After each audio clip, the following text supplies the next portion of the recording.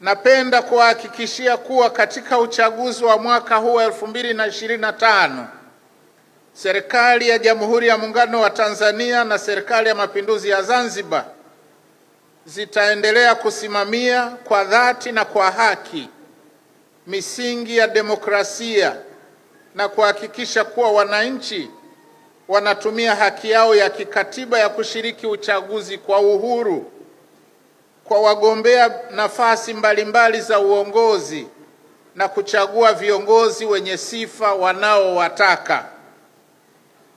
Ili uchaguzi mkuu uweze kufanyika kwa ufanisi, amani na utulivu, ninapenda kutumia jukwaa hili kusisitiza mambo muhimu yafuatayo ili yazingatiwe.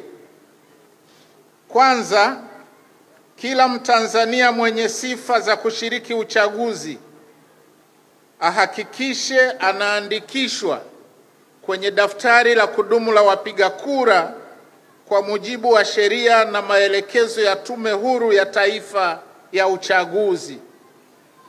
Pili, wapiga kura wanahimizwa washiriki katika kampeni za uchaguzi ili kusikiliza wagombea wa nafasi mbalimbali wakinadi sera zao na za vyama vyao. Na hii ni muhimu ili kuwawezesha kufanya uamuzi wa uhakika juu ya kiongozi anayefaa kuchaguliwa.